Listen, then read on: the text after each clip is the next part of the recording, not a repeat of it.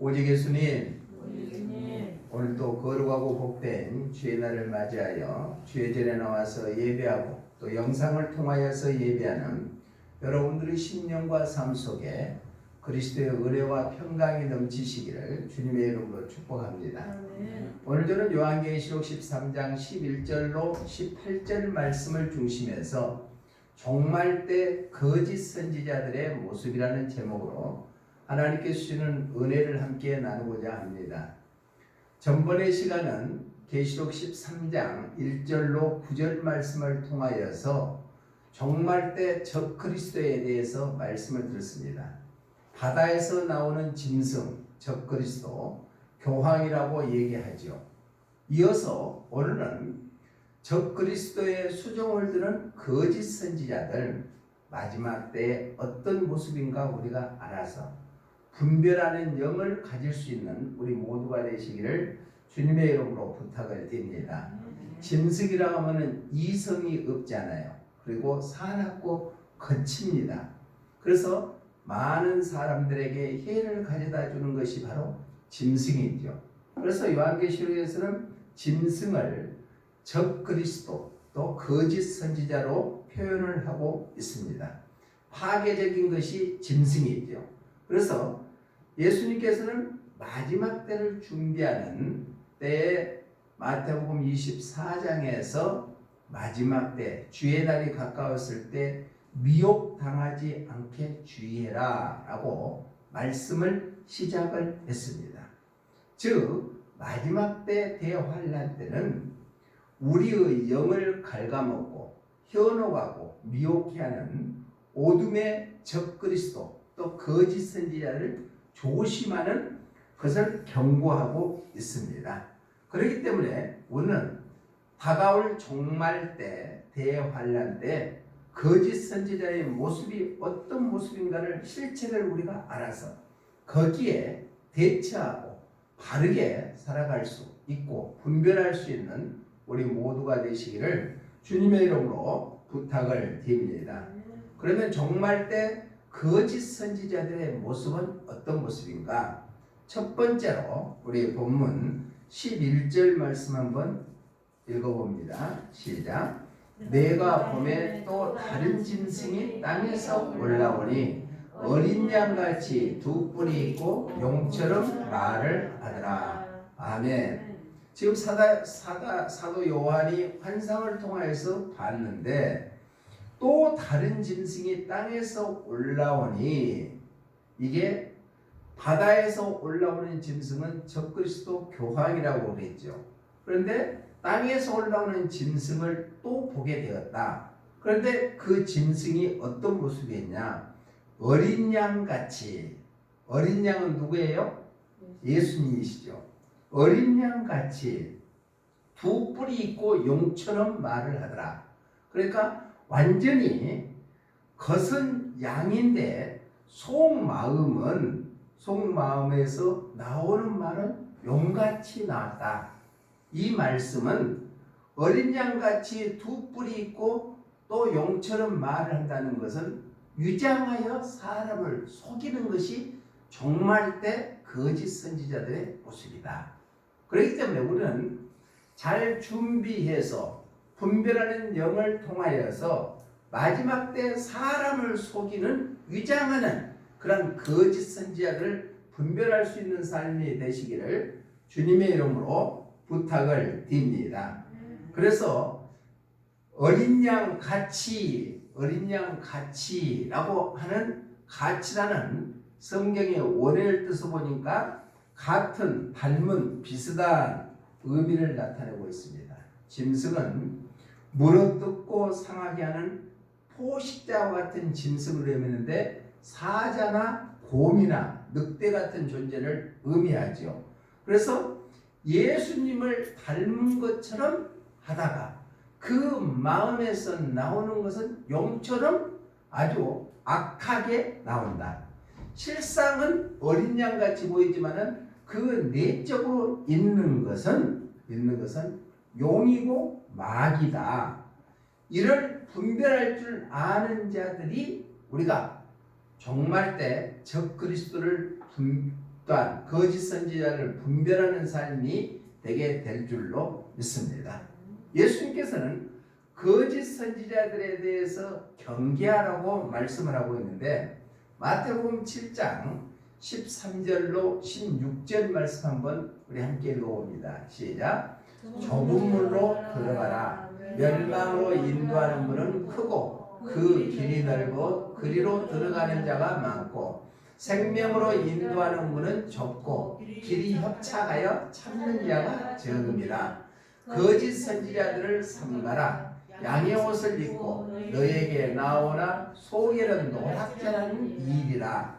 그들의 열매로 그들을 알지니 가시나무에서 포도를 또는 엉겅퀴에서 무화과를 따겠느냐. 아멘. 그러니까 예수님께서는 거짓 선지자들에 대해서 정체에 대해서 쭉 설명하고 있습니다. 자, 마지막 때가 되면 넓은 문으로 들어가지 말라. 넓은 문은 많은 사람들이 그 길로 갔다. 그렇기 때문에 쉽다. 좁은 문으로 들어가라. 그 길은 협착하고 좁다. 그렇지만은 마지막 때에 우리는 넓은 문으로 들어가지 말고 좁은 문으로 들어가라. 그렇게 말하면서 이리에 대해서 겉으로는 아주 화스럽게 양의 옷을 입고 있지만은 속에는 노략질하는 이리와 같아. 그게 거짓 선지자들인데 마지막 때. 그러면 어떤 걸로 해서 그들의 정체를 알 수가 있느냐? 그들이 맺는 열매를 통해서 알 수가 있다. 그러니까 거짓 선지자들의 열매는 비진리적이다. 그렇기 때문에 가시나무나 엉겅퀴 같은 그러한 열매를 맺지만은 참 그리스도인들은 의로운 열매를 맺고 진리의 열매를 맺는다. 그것을 통하여서 종말 때 거짓 선지자의 모습을 분별할 수 있는 삶을 살아라. 예수님께서 그렇게 말씀하고 있습니다. 그렇기 때문에 우리는 마지막 때는 늘 깨어서 우리가 거짓 선지자들을 분별할 수 있는 영을 갖는 성령의 이끌림 받는 귀한 삶들이 되시기를 주님의 이름으로 부탁을 드립니다. 찬송가 586장 2절에 보니까 이렇게 찬양하죠. 우리 가사 한번 읽어볼까요? 시작. 고상하고 아름답다. 진리 편에 서는 일, 진리 위에 억압받고 명예이익 이뤄도 비겁한 자 물러서나 용감한 자 굳세게. 아멘. 우리가 진리 안에 예수님 안에서 사는 자는 용감하고 비겁하지 않는 삶을 사는 것이다. 그러니까 우리는 마지막 때일수록 신앙으로 잘 무장하고 성령의 이끌림을 통하여서 거짓 선지자들을 분별하는 그러한 삶이 되시기를 주님의 이름으로 부탁을 드립니다. 우리 교단 얘기가 아니지만은 서울에서 유명한 교회에 분란이 일어났습니다. 그러니까 그 분란을 잘 수습하기 위해서 임시 당회장으로 파송되는 목사님이 이렇게 가서 보니까 교회가 욕심이 나더라고요. 그러니까 자기의 임무는 임시 당회장이야. 그래서 그 어지러운 교회를 잘 수습하고 떠나는 것이 임시 당회장인데 교회 구조를 보니까 욕심이 생기는 거예요. 그래서 자기가 다음에 담임 목사로 와야 되겠다 하는 생각을 갖고 가진 비겁한 일, 아주 말도 안 되는 것을 해가지고 결국은 나중에 들통이 났는데 거기에 속하는 교단에서도 이것은 잘못된 것이다 했지만은 결국은 끝까지 이기면서 자기를 반대하는 목사나 성도들을 정죄하고 하는 그 모습이 일어나는 것을 신문을 통해서 봤습니다. 마지막 때에 우리는 참 선지자, 거짓 선지자가 분명히 드러나는데 많은 개인적인 욕심이나 명예 때문에 비진리적이고 비상식적인 일을 저지르는 자들이 많이 나타난다. 이단들의 특징이 뭐예요? 꼭 돈하고 이성 간의 관계가 맺어지는 것이 이단들이지 않아요. 제임스 정명석이라는 사람은 그 성폭력으로 해가지고 감옥에 갔거든요. 또 출소했는데 또 그 짓을 저질렀대요. 그러니까 우리가 알지 못하면은 거기에 현혹되기가 쉬우니까 마지막 때는 우리 거짓 선지자들이 유장하여서 사람들을 속이고 있다는 얘기예요.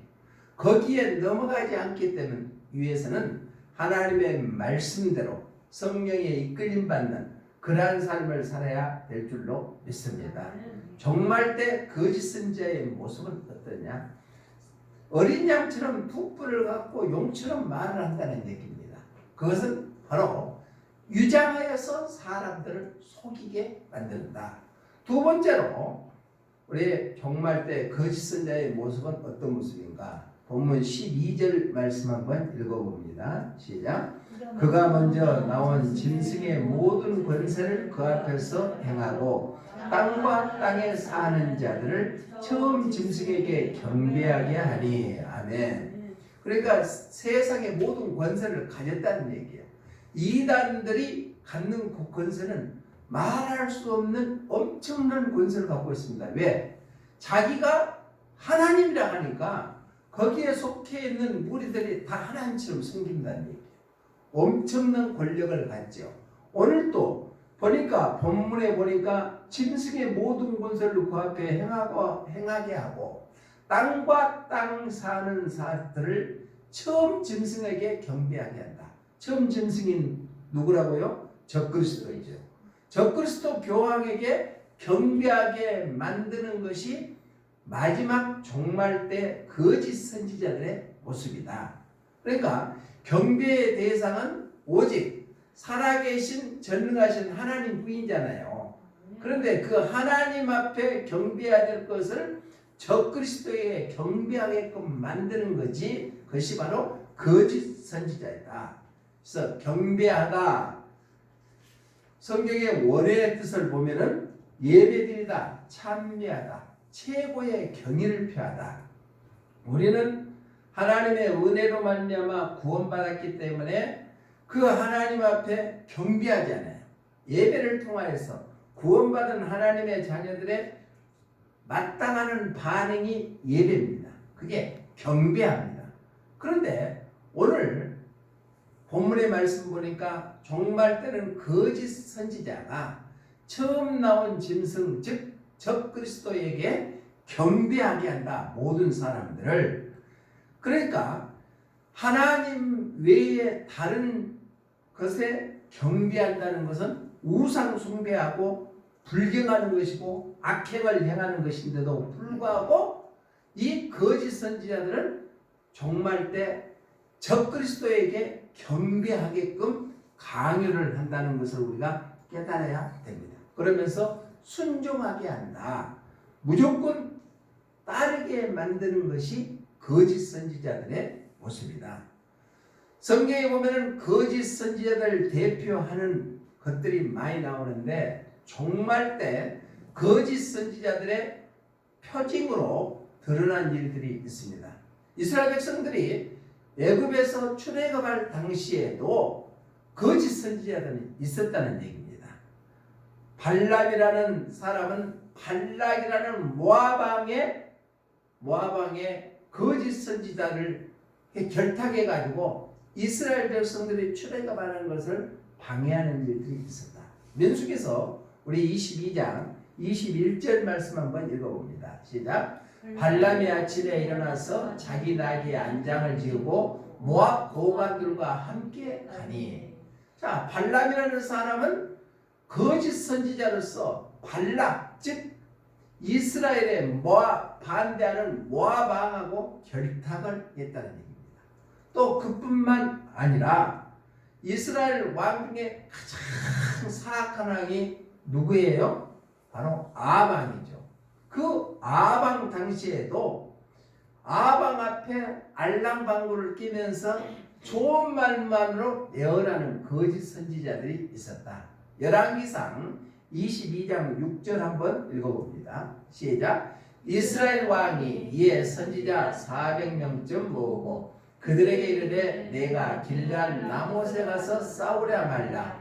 그들이 이르되 올라가소서. 주께서 그 성읍을 왕의 손에 넘기시리이다. 이렇게 아합 왕에는 거짓 선지자들이 아합 왕의 마음에 맞는 말만 그렇게 예언했다는 얘기입니다. 하나님의 참 선지자는 아무리 권력이 있는 왕 앞에서도 하나님의 주시는 메시지, 말씀을 예언하는 것이 참 선지자인데, 거짓 선지자들은 겉으로 그 권력에 무릎 꿇고 말았다는 얘기입니다. 예수님 당시의 선지자도 거짓 선지자들이 있었습니다. 우리 마태복음 2장 3절로 6절 한번 읽어봅니다. 시작. 헤로드 왕과 온 예루살렘이 듣고 소동한지라 왕이 모든 대제사장과 백성의 서기관들을 모아 그리스도가 어디서 나겠느냐 물으니 이르되 유대 베들레헴이오니 이는 선지자로 이렇게 기록된 바 또 유대 땅 베들레헴아 너는 유대 고을 중에서 가장 작지 아니하로다. 내게서 한 다스린 자가 나와서 내 백성 이스라엘의 목자가 되리라 하였으니라. 아멘. 이렇게 예수님 당시도 거짓 당시에 헤롯과 더불어 대제사장들이 소동을 벌이게끔 했던 거짓 선지자들도 있었다는 얘기입니다. 지금 아까 영상을 통해서 봤지만은 프란체스코 교황은 이스라엘과 아랍이 전쟁했을 때 그 당시 대통령인 미국의 오바마 대통령도 중재를 못했거든요. 그러니까 세계적인 강국인 미국도 중재를 못했지만은 교황은 바로 프란체스코 교황은 그곳에 가서 평화를 협정할 수 있도록 그 일을 담당하는 것이 바로 교황이었다. 겉으로 보기에는 얼마나 멋있어요. 아주 세계 평화를 위해서 얼마나 멋있습니까? 그런데 그 프란체스코 교황이 어느 기자가 질문을 합니다. 교황께서는 근본주의 기독교에 대해서 어떻게 생각하십니까? 라고 하니까 기독교의 근본주의자들은 폭력자라고 완전히 그렇게 얘기를 합니다. 그러면 기독교의 근본주의는 어떤 사람들 근본주의라느냐? 세상에 타락되는 세상에 접어들지 아니하고 오직 진리인 성경으로 돌아가자 하는 것이 근본주의. 그리고 하나님의 말씀은 진리다 라고 얘기하는 사람들이 근본주의. 그리고 또 두 번째는 성경에 약속한 예수님이 반드시 재림할 것이라고 믿는 것이 근본주의자예요.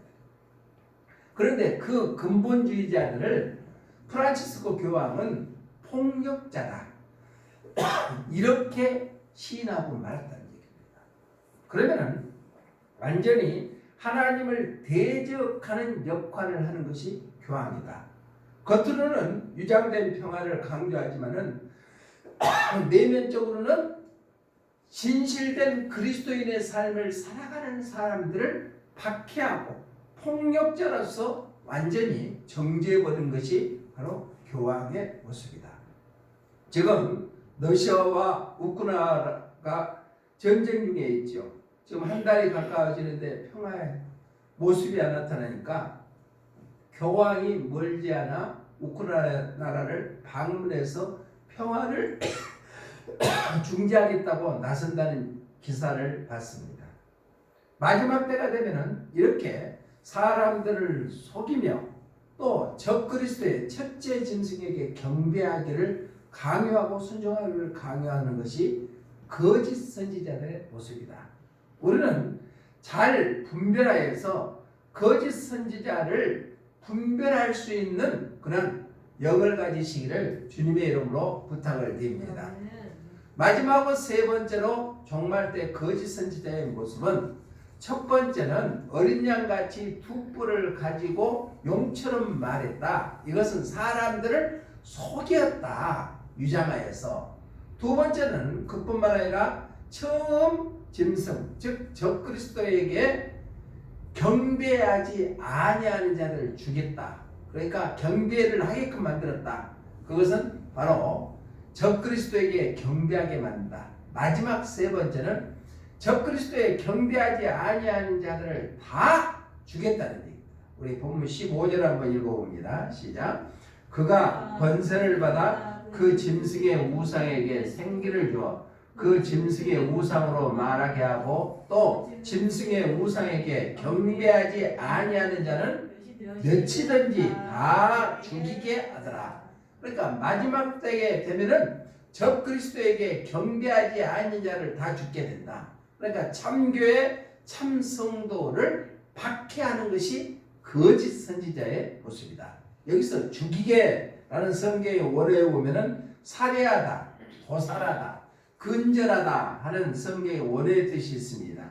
이제 본색이 드러나게 되죠. 파괴적이고 사악한 것이 얼마나 잔혹하고 잔인한 모습으로 바로 첫 짐승 적 그리스도에게 경배하지 아니하는 자들을 다 살상하게 된다. 마지막 때 참종들, 참교회, 참성도는 적 그리스도로부터 거짓 선지자로부터 박해를 받게 된다는 사실을 우리는 기억해서 우리의 신앙으로 잘 무장하시기를 주님의 이름으로 부탁을 드립니다. 마태복음 24장이 종말장이라고 그랬죠. 예수님께서 직접 말씀하시는 것이 마태복음 24장, 25장에 종말 때에 대해서 말씀하고 있습니다. 그때 거짓 선지자의 모습은 어떤 모습인가? 먼저 24장 4절 한번 읽어봅니다. 시작. 예수님께서 대답하여 이르시되 너희가 사람의 미혹을 받지 않도록 주의하라. 이것은 사람의 미혹을 받지 않도록 주의하라. 거짓 선지자의 미혹받지 않도록 조심해라. 그 다음에 9절로 12절의 말씀 보니까 이렇게 말씀하고 있습니다. 시작. 그때 사람들이 너희를 환난에 넘겨주겠으며 너희를 죽이리니 너희가 내 이름 때문에 모든 민족에게 미움을 받으리라. 그때 많은 사람이 실족하게 되어 서로 잡아 죽고 서로 미워하겠으며 거짓 선지자가 많이 일어나 많은 사람을 미워하겠으며 불법이 성함으로 많은 사람의 사랑이 식어지리라. 아멘. 거짓 선지자들이 나타나게 되면은 종말 때가 된다라고 경고하시고 그들은 미혹하고 불법을 행한 자들이 거짓 선지자더라. 그러나 그 최종의 결과는 성도들 주의 종들을 죽이게 만든다. 이게 순교죠. 순교입니다. 적그리스도와 대항해서 적그리스도에게 경배하지 아니하는 자들이 거짓 선지자들이 선동되어서 참종, 참교회, 참성도를 죽이고 박해를 할 때가 바로 그게 거짓 선지자들의 모습이다. 우리는 잘 깨어 있어서 그들의 현혹에 넘어가지 않도록 하시기를 주님의 이름으로 부탁을 드립니다. 지금 마지막 때가 되면은 진실되게, 그러니까 성경으로 돌아가고 하나님의 말씀이 진리이고 또한 예수님의 재림을 사모하는 그러한 자들이 숫자가 점점 줄어가고 있는 추세입니다. 2019년도에 전 세계 종교 비율을 조사하는 통계를 보니까 전 세계 인구가 그때 당시에 77억 5천만 명인데 그 중에 개신교, 즉 하나님의 진리 말씀을 믿고 예수님의 재림을 소망하는 개신교가 전국 전 세계 인구의 7%에 불과해요. 이건 놀랄 일이죠. 그리고 이슬람교가 22.9%, 23%가 다 되는 거예요. 그 다음에 힌두교가 13.5%, 가톨릭이 16.5%. 그러니까 세계 인구의 23%에 해당하는 사람들이 이슬람이에요. 지금 우리나라도 이슬람 물결이 계속 들어오기 때문에 기독교에서 반대 운동을 많이 벌이고 있습니다만은 지금 갈수록 그 다음에 가톨릭이 16.5%, 힌두교가 13.2%, 기독교가 7%에 불과하다는 얘기예요. 그러면 세상이 살기가 편해지고 마지막 때가 다가서면은 그만큼 진리 안에 바로 서는 자가 줄어들고 있다는 얘기입니다. 우리는 이럴 때일수록 우리의 신앙을 견고히 해서 어떠한 거짓 선지자의 핍박이 오고 박해가 온다 하더라도 우리는 그 대환란을 이겨나가서 천국을 소유하는 믿음의 사람들이 되어야 될 줄로 믿습니다. 계시록을 통하여서 우리에게 주시는 메시지는 장차 될 일에 대해서 우리가 말씀을 묵상하고 배우는데, 그때 종말 때는 적그리스도가 반드시 출현하고 적그리스도의 수종을 드는 거짓 선지자가 분명히 나타난다. 그러면 둘째 짐승인 거짓 선지자의 모습이 어떤 모습인가를 우리가 알아야 되지 않겠습니까? 그래야 분별하는 영이 있게 됩니다. 말씀을 정리합니다. 오늘 본문에서 말씀하시고 있는 종말 때 거짓 선지자의 모습은 어린 양처럼 두 뿔을 가지고 용처럼 말을 한다. 이것은 바로 거짓 선지자는 사람을 속이는 유장대의 모습으로 나타난다. 두 번째로는 바로 처음 짐승에게 경배하게 만든다. 즉 적그리스도에게 경배하게 만든다.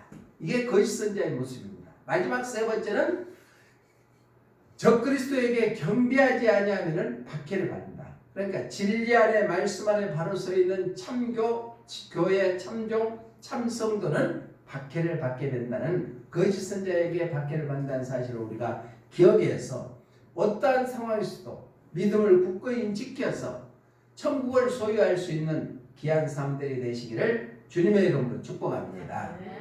사랑의 하나님 아버지, 감사합니다. 말씀을 통하여서 마지막 때에 거짓 선지자의 모습을 우리가 깨닫게 하여 주시니 감사를 드립니다. 유장하여서 사람들을 속이고 또한 적그리스도에게 경배하게 만들고 경배하지 않으면 죽임을 당하는 그러한 것들이 거짓 선지자의 모습입니다. 우리는 믿음 안에서 잘 지켜 말씀으로 거듭나고 진리 안에 바로 서서 거짓 선지자를 분별하는 영을 가져서 끝까지 승리하여 천국을 소유하게 하여 주시옵소서. 다시 오실 예수님 이름으로 기도드리옵나이다. 아멘.